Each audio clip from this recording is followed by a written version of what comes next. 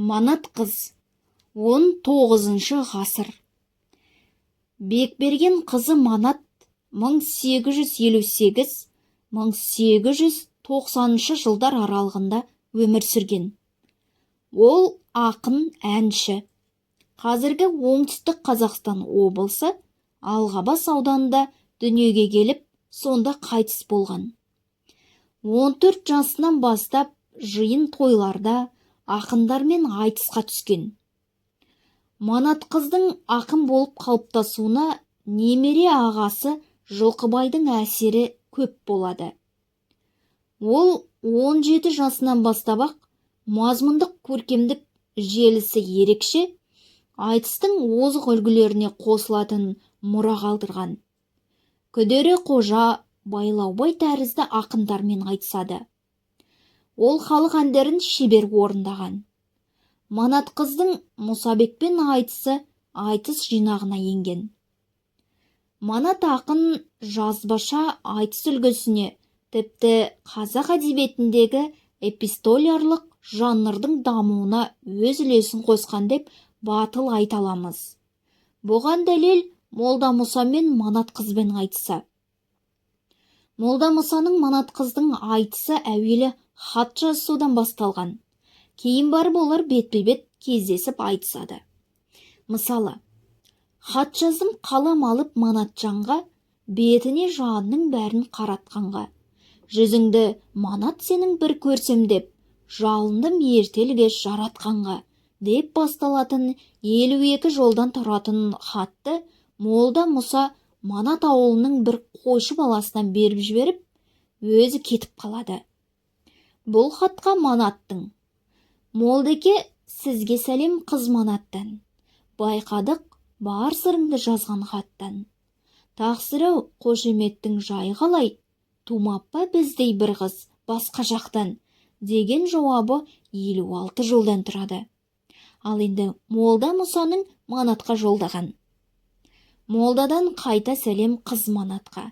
Пайымдап салдық көзді сіздің хатқа. Қошемет десең саған ғана қошеметім, болса да қанша сұлу басқа жақта», деп басталатын екінші хаты 50 жолдан тұрса, Манаттың: «Молдеке, сізге сәлем Манатыңнан. Мен дағы жаздым сәлем және артыңнан. Көрмеушім қошеметті сізге лайық, кісі деп жақсы жаннан жаратылған. Әйелге қошемет сөз көп айтыпсыз, баладай байзақтан шала туған», деп келетін жауабы 58 жолдан тұрады. 60 жолдан асатын Молда Мұсаның: «Манат қызға және келді хатың бізге. Жазылып Манат деген атың бірге», деп басталатын үшінші хаты бір тойда Манатпен бетпе-бет кездесіп: «Тамаша келіп тұрмыз мына тойға, сөйлеспек жақсылармен болып ойда. Қу өлген қырандардың біреуіміз, теңгеріп жүрме құрмым тұрымтайға», деп бастау алатын ауызекі айтысы 260 жолдан асады. Бұл айтысты академик Рахманқұл Бердібаев қазақ айтыстарының жоғары үлгілерінің бірі екендігін өз еңбектерінде айтып өткен. Әлібекте өзінің айтыс дәстүрі өткені, бүгіні мен келешегі атты зерттеуінде бұл айтысқа аса жоғары баға берген. Ал жазба айтысқа келер болсақ, жанрдың бұл түрі 20 ғасырдың басында айрықша белең алғаны белгілі. Екеуара хат арқылы айтысу Қазақстанның бар аймағына қатысты сөз өнері. Алайда бірнеше айтыскердің жыр жарысына топтаса араласуын сыр бойының, оңтүстік Қазақстан өңірінің Қытай қазақтарының ақындарынан ғана көруге болады. Мысалы, 6 ақынның өмір туралы айтысы: Кете Жүсіп, Жұбанияз, Құлназар; Кете Жүсіп, Тұрымбет жырау, Жиенбай жырау; Кете Жүсіп, Қаңлы Жүсіп, Нақып Қожа, тағы басқа жазба айтыстар осы сөзге айғақ болады.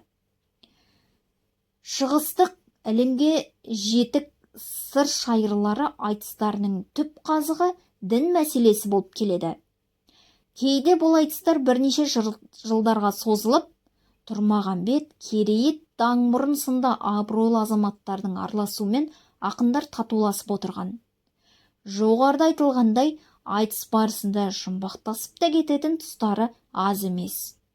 Кейде хатпен бастаған егестің аяғы бетпе-бет айтысқа ұласып жатады.